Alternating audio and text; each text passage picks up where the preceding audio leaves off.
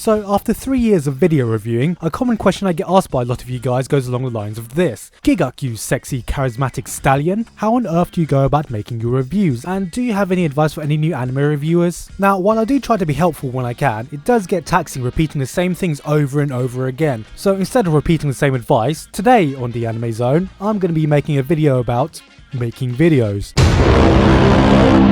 Now, I realise that not all my viewers are interested in being reviewers or ranters, but I'll still try to make this as interesting as possible and maybe give you some insight into what happens behind the scenes of these reviews. Okay, so my first point may be an obvious point, but at the same time it is one of the most important things when making any kind of video on YouTube. Try to be interesting. Whatever video you're making, if you aren't interesting, then no one's going to watch your stuff. Obvious fact. It helps if you're actually interested and passionate about the stuff you're talking about, and not just some guy who sounds like they're reading out loud from a dictionary. So really, don't start making videos to get internet famous or for potential partnership, because I'm telling you right now, the biggest satisfaction I get from making this stuff is just getting your opinion out there and seeing the views, comments and ratings from different people. That's basically it. You're going to be spending a lot of time making these videos, and if you're not enjoying it, then this will radiate to the viewer, which is never a good thing. I recommend writing out a script or at least taking notes on the thing you're talking about, because unless you have the memory of Rain Man or are just really good at improvising, you're going to miss some stuff, completely forget what you're talking about and just stare blankly at the camera like a dunce, or at least miss some important points that you wanted to talk about.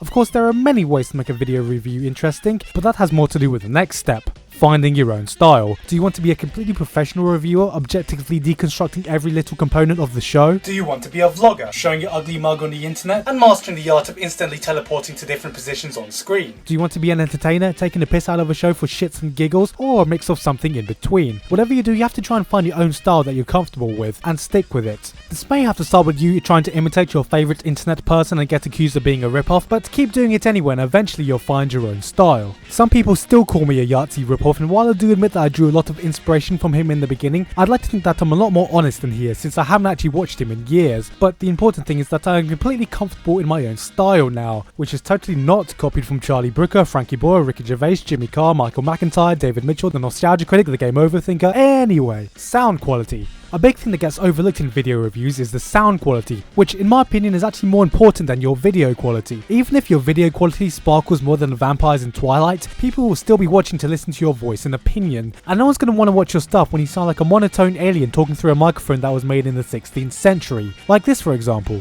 So, today, I'm gonna be, talking about One Piece absolute shit. You don't even need to have the best microphone in the world to have good sound quality. Audacity is a free recording software that can help you in removing background noises and of course, edit your sound. Get rid of all the ums and ahs that break up the flow of the video and make you sound like a stuttering retard. It keeps the pacing up, retains the viewer attention, and it might actually trick people into thinking that you know what you're really talking about. That and a British accent, of course. As for what you should sound like, well, you need to hone your own reviewing and ranting voice, which is not what you will sound like in normal conversation. I don't sound like this in normal conversation. If I did, my friends would probably think I was an annoying stuck-up prick. But on the internet, an engaging voice will help make your opinions more interesting to listen to. I know this can be hard to do at first because in reality you're just a gormless pleb talking to yourself in front of a blank computer screen. But on the internet, imagine that you're talking to potentially hundreds or even thousands of people, so you don't want to step on this big stage in front of a massive crowd of people and then start whispering to the nearest passing butterfly. What to recommend is searching the internet for your favourite reviewer, ranter or public speaker and paying close attention to what they sound like and how they speak. What is it about the way they emphasise their lines that make them more interesting to listen to than, say, random internet kid talking about his favourite Naruto chapter? And try to do the same thing with your own voice. Focus on this first and then focus on making your videos look pretty. Next step, include opinions. One big mistake I see from a lot of video reviewers is they spend approximately 6.5 hours explaining the plot and the characters, which any reviewer could check in about a minute on ANN, and then they proceed to spend a single sentence explaining their opinions on the show. Remember, you are a reviewer, not a walking encyclopedia.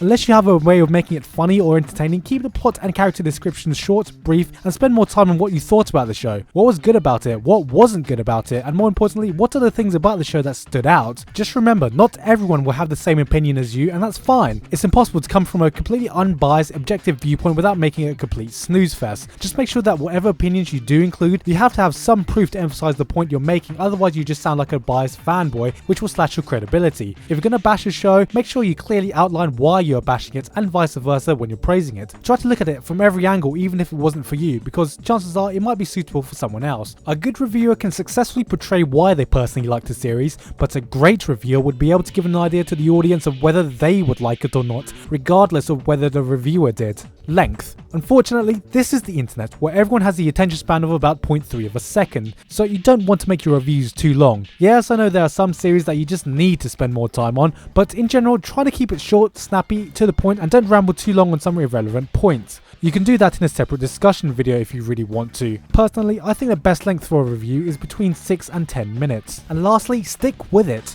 You're not going to become famous overnight, and good videos take a lot of work. For my first video, I literally got around 20 views in the first week, and I was fucking ecstatic when I got my first 100 subs after months, back when the YouTube anime community was still a baby compared to now. And to give you a milestone on how long I work on these videos for every minute of a review I make is about an extra hour of recording and editing. So a 9-minute video will take me around 9 hours to make, not including time for scripting or getting clips, but I kept making videos nonetheless. If you want to get some quick and easy views, good ways of getting initial views is to make video responses, where people who wouldn't normally get to see your stuff get a chance to check you out and see what you're really about. Heck, I feature a video response at the end of every rant for this exact reason. Just make sure if you do make a video response, you actually have your own points or build up from the points of the original video, and aren't just like, dude, oh man, wow, that was a great video.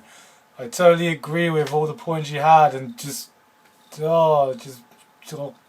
dude. In addition, you can try by starting with talking about more popular topics, sending it around on forums, and if your stuff is good, it will get noticed eventually. Or worst comes to worst, I always try to give extra exposure to any reviews that I think my fanbase would be interested in, such as Holden Reviews, Disturbed Jeans, History Man ZP, Anime Redacted, all whom you can find in the description below, cough cough. I think that's it for general points though, but for anyone who wants more specific details about making reviews, I've made a blog post which you can again find in the description below, where I go a little deeper and talk about things like dodging copyright claims on YouTube, structuring a review, equipments, and other stuff. So if you're really interested in making reviews, I recommend checking out my post for that. Anyway, that's it for me now though, so I'm sorry I don't have a new review or rant up, but with me almost graduating for university and finals coming up, spare time has been very limited for me, and this video was a lot less work than my usual reviews. So until I'm free of all of this, I'll see you all next time.